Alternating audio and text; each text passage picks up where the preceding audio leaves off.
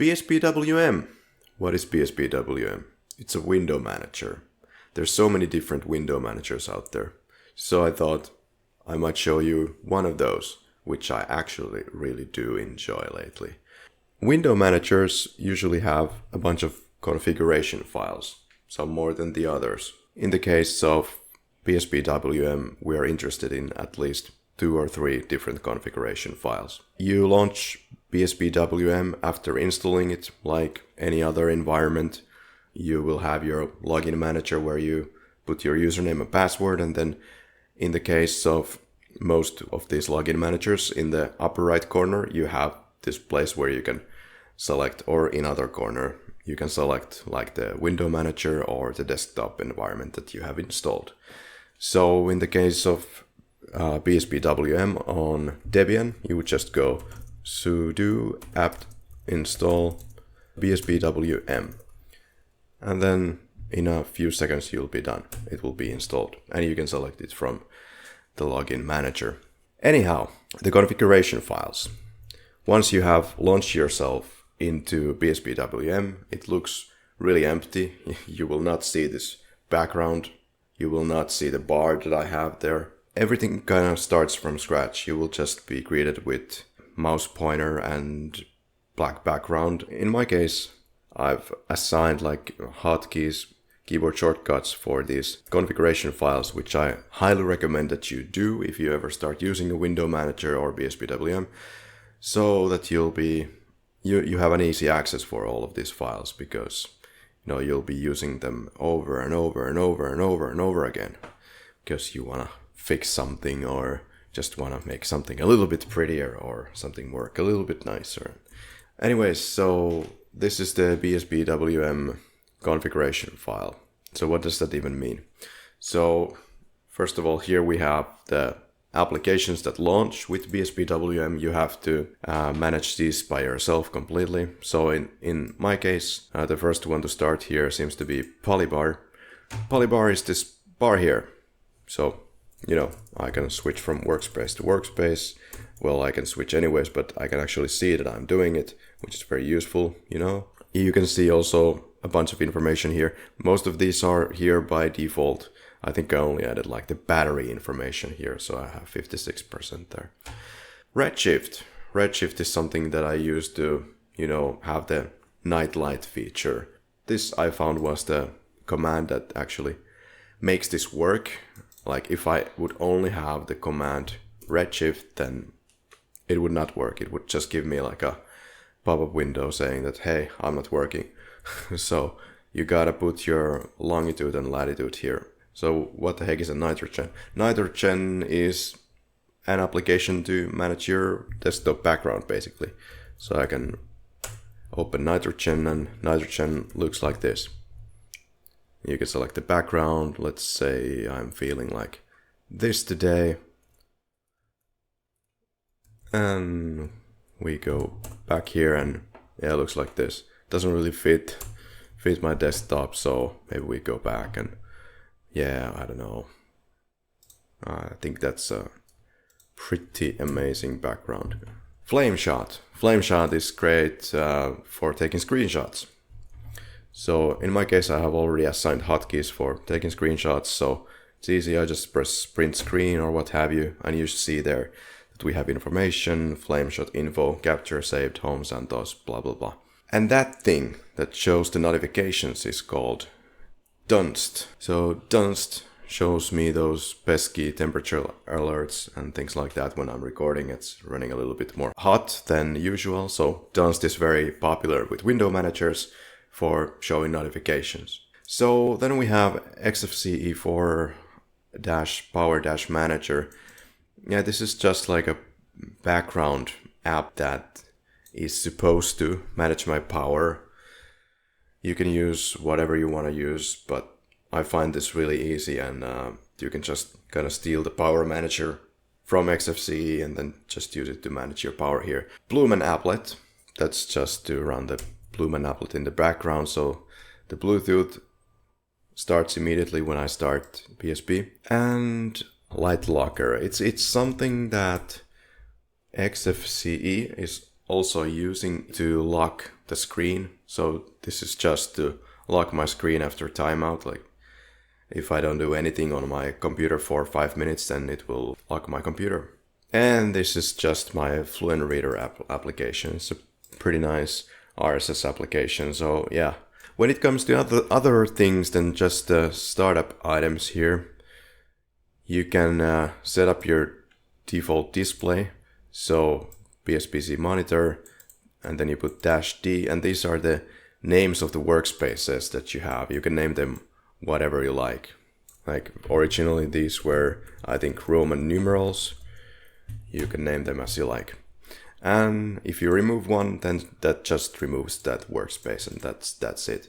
If you want to have like a second display to connect to your monitors, you can use these type of things. You can add the monitor this way, BSPC monitor, and then you give the monitor name and -D, and you can specify like the workspace name for the monitor. But here you can define where different applications are supposed to open. So let's say you want to open Brave browser in desktop 1, which is the one I've named B for Brave, and then you would just put desktop 1 and it would open there. Same goes for something like Steam and pSensor, Homebank, Signal, whatever you're using. Alright, let's check out whatever else we have to configure regarding BSP. So the other file that you want to play around is the SX, this is always so hard to say, SXHKDRC.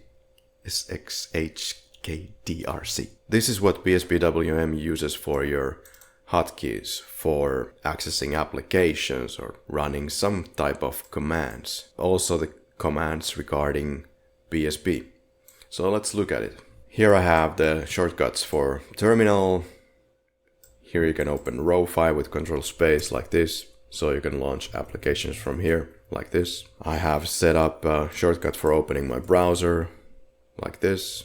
You can open Krita like this. One possible pain point that you might have for a moment when you're coming to window managers is how to manage the screen brightness. How I have decided to approach this is to install brightness_ctl. So you just go sudo apt install brightness_ctl, and then you would press enter and install it. And then you can go to this sxhkdrc file, and then you can set the value brightness_ctl set 3% minus for setting the brightness down, and then assign a key to it, and then the same thing plus 3% if you want to go up. You know, this is just like the increment. You can put like 10 or 15, however much you want the brightness level to jump when you are changing the brightness. Another thing you definitely want to control from your keyboard is the volume. So what I do here is I'm calling for amixer to do this. Amixer set master 3% plus. And the key that I have assigned to it is this key. It's basically kind of my top row keys where I have the volume button. And same goes for decreasing volume right here. Just put the minus at the end and good to go. Here's the one for mute. Another thing, yet again, that you have to set up when you are in a window manager environment is to have the screen lock hotkey. I'm pretty sure you want that because there is no like big shiny button there to just press to lock your computer. So you want to do it from your keyboard. Everything is very keyboard driven in window managers by default, and highly recommended because that's the kind of the idea. In my case, I like the super L command also used in Windows, and dm-tool lock. That's the command to lock your computer. And here we can see the configuration file paths. So when I press Super Alt Y, my mouse pad opens this file. This is the BSPWM configuration file. If you want to take notes, that's the path. This is the path for SXHKD. You need to install that separately, the process itself. And here we have the configuration for Polybar. Also useful is to get out of your session. So here is quit/restart BSPWM. So you press Super Alt Q and BSPC will quit. You get back to the login manager screen. There are some really extremely useful hotkeys that you want to set up at the end of this file, such as move from one workspace to the next. In my case, I've assigned the hotkey that Windows uses because I'm used to it, and unfortunately I have to work in Windows environment in my day-to-day work, so it's useful for me to keep the same hotkeys. So Control Super left or right, and I can move around here, or Shift Super left or right, so I can move a window to the next workspace.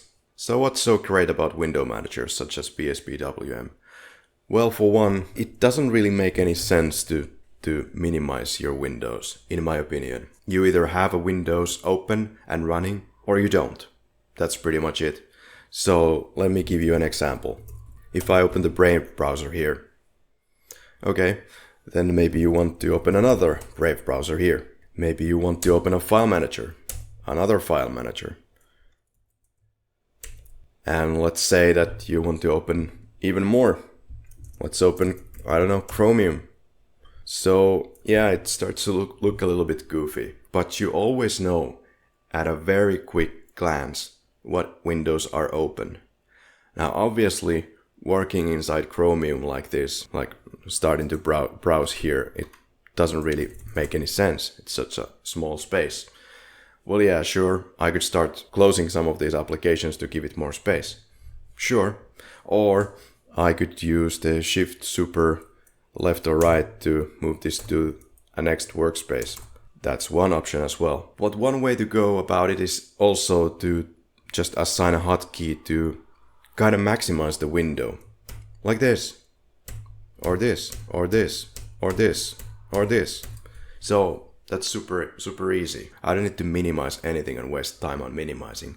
I don't need to waste time on dragging windows around and wondering what's behind the other and oh, why do I have 50 different Thunar file managers open here? No, you see at a glance what is here. And you can keep like one part of your work here, if you are very organized with your windows at least. You can keep your surfing activities here, then go to the next workspace and open Kdenlive to keep your editing activities here. But if I would be in a floating window environment, then I would always just have to go look at the taskbar there. Oh, where's my window? Where's the exact window that I want? So it's kind of stressing to your brain. You notice that in window managers, floating or otherwise, they usually don't have like the window bar, like above the file edit view, go bookmarks, help. You don't have the additional little row where you have the close, maximize, minimize buttons. Because you don't need them. You don't need them. Unnecessary information, including the name of the window. You don't need it. If you want to configure your Polybar, you can do it in the configuration file as well. So here you can configure all the different colors of the bar, these yellows and whites that you see, and you can remove things and add different features. You can also have like the currently running applications put into Polybar, if you're interested in that kind of thing. One last remaining popular concern for people who have not used window manager only environment before is how to configure your displays. In desktop environments you get all those fancy menus where you can do that. You can do that in window manager as well. You just have to know where to go, know what to install. In window manager you usually would install sudo apt install arandr. So this is like a graphical version of xrandr. Xrandr is the thing where you can, give commands on the command line to specify and define your monitor settings. Not the most convenient thing in most cases. Sometimes, yes. So you would then run arandr. Looks like this. Yeah, it's a little bit archaic in the looks, but it does what it's supposed to do very well. So you can create different configuration files for it. So here you would just go to outputs, specify the resolution for your laptop display. If you would have an additional display, then you would see it here. Now it's grayed out because it's not connected in my case. And you would be able to select the resolution, etc. And you would be able to, set those displays. Another thing that you probably want to fix is tearing.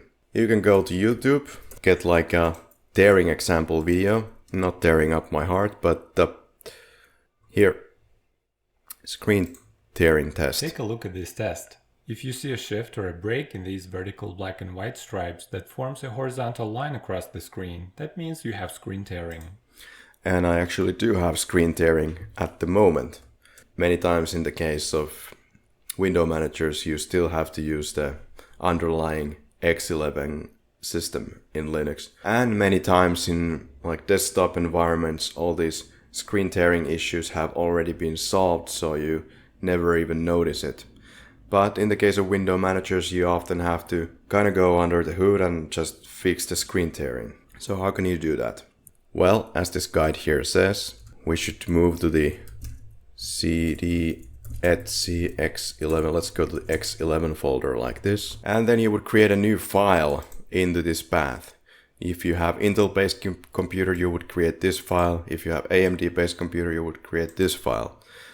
And basically, you could go to a text editor here on the command line, and you would go nano 20-intel conf, in my case Intel, and then you would just copy paste this stuff like this.